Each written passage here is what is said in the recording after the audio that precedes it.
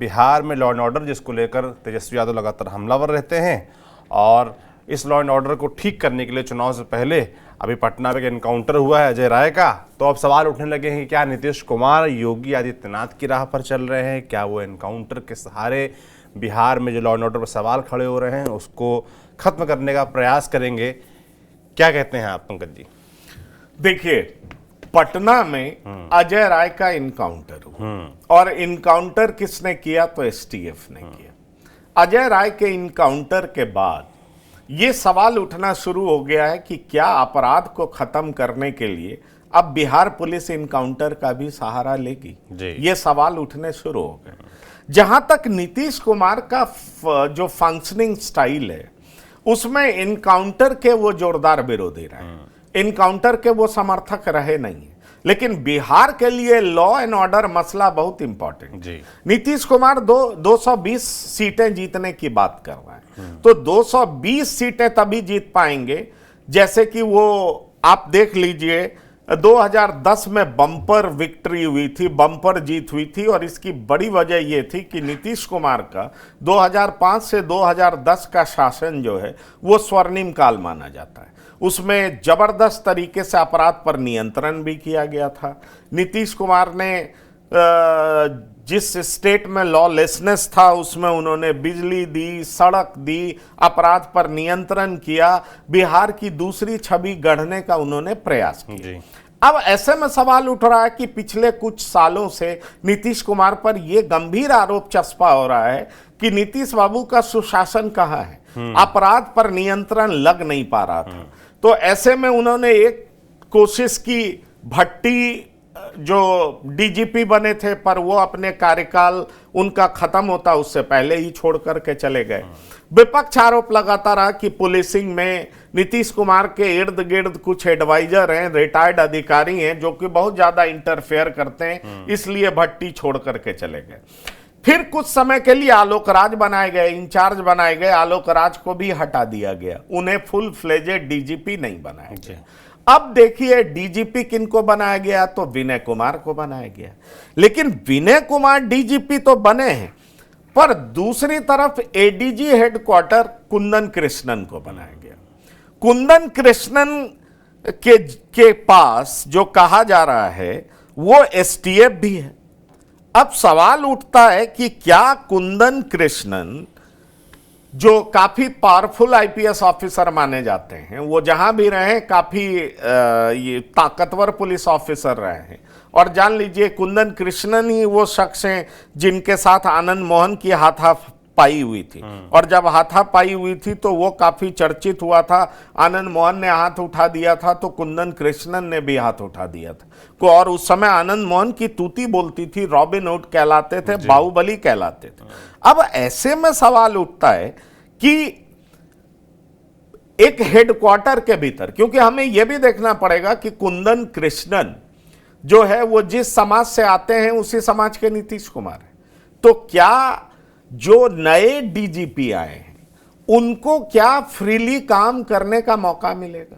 एक सवाल उठ रहा है। एक सवाल यह भी उठ रहा है कि क्या पुलिस महकमा में दो पोल होगा, मतलब दो ताकतें होंगी? क्या पुलिस महकमा दो ताकतों के बीच में बटेगा? निश्चित तौर पर विनय कुमार दबने वाले नहीं है। विनय कुमार के बारे में कहा जाता है वो बहुत सॉफ्ट स्पोकन है, लेकिन पेपर पे बहुत टाइट एक्शन लेते हैं। ये बात जान लीजिए, विनय कुमार के बारे में कहा जाता है कि बेदाग ऑफिसर है, किसी से डरते नहीं है। जब वो सीआईडी में भी थे तो उन्होंने जोरदार काम किया था तमाम अपराधियों के खिलाफ। लेकिन सवाल यह उठता है कि अगर सरकार फ्री हैंड नहीं देगी तो क्या वो भी भट्टी की तरह परेशान होकर के छोड़ देंगे या कर नहीं पाएंगे? ये गंभीर सवाल उठ रहा है। वैसे बहुत सारे लोग कहते हैं कि नहीं, सरकार के सिर पर चुनाव मंडरा रहा है और सरकार कभी नहीं चाहेगी कि अपराध के मुद्दे पर, कानून और व्यवस्था के मुद्दे पर उसे विपक्ष घेरे, क्योंकि सरकार का ये मजबूत किला रहा है। सरकार इस मतलब स्ट्रॉन्ग पॉइंट रहा है जिसपे नीतीश कुमार कहते रहे कि हमने कैसे बिहार को अपराध से मुक्त कराया है। लेकिन चर्चा ये हो रही है कि क्या अपराध से मुक्त कराने का तरीका अब क्या ये सरकार ने ढूंढ लिया है कि इनकाउंटर करेगी?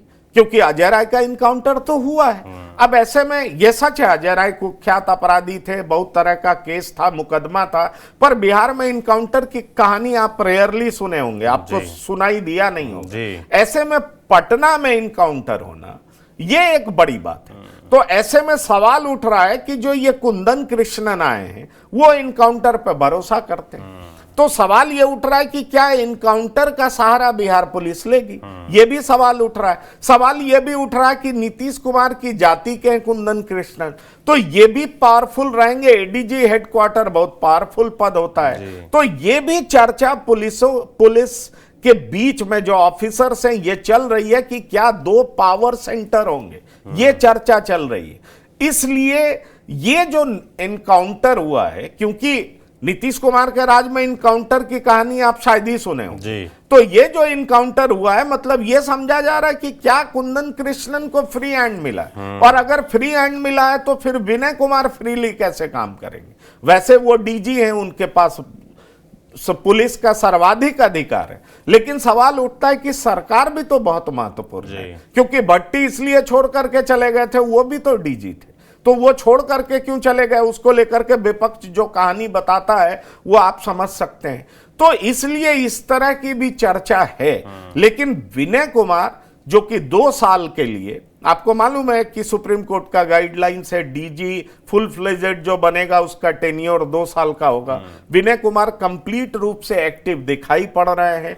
कहा यह जा रहा है कि सरकार शायद अगर इनकाउंटर होता भी है तो आंख मूंद लेगी, क्योंकि बेहतर कानून प्रशासन बहाल करने का दबाव है। अगर कानून प्रशासन, कानून व्यवस्था बेहतर नहीं होगा तो सरकार लोगों के सामने किस आधार पर जाएगी, चुनाव में दिक्कत भी हो सकता है। इसलिए अजय राय का जो इनकाउंटर हुआ है उसका एक हिस्सा है। पर देखिए आने वाले समय में क्या क्या होता है, क्या ये विभत्स रूप लेता है या सिर्फ अपराधियों के खिलाफ ही इस तरह की घटना घटती है। ये बहुत सारे ऐसे पहलू हैं, लेकिन मैं आपके साथ शेयर कर रहा हूं कि किस तरीके से चर्चा ये चल रही है कि क्या जिस तरीके से योगी मॉडल है कि अपराधियों को हटा दो, क्या नीतीश कुमार भी उस मॉडल का सहारा लेंगे, और उस मॉडल का सहारा लेने के लिए क्या कुंदन कृष्णन को बुलाया गया है।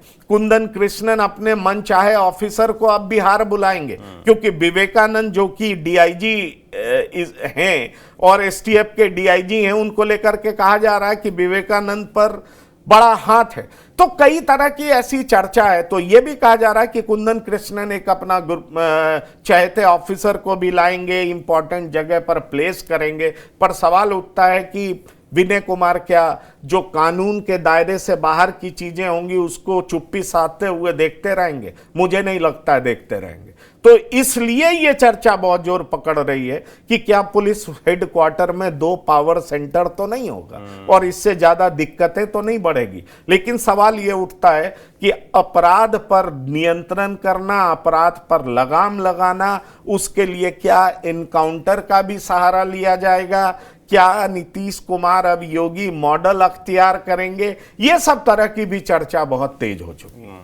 बिल्कुल। तो बिहार में अब 2 तरह की चर्चाएं हमने आज की जिन पर जोर रहेगा। एक तो कि अमित शाह और बीजेपी आने वाले चुनाव के बारे में क्या सोचते हैं, नेता कौन होगा या बिना नेता के एनडीए चुनाव में जाएगा, और दूसरा कि क्या योगी आदित्यनाथ की तरह बिहार में नीतीश कुमार योगी का जो मॉडल है, एनकाउंटर मॉडल है, उसको लागू करेंगे।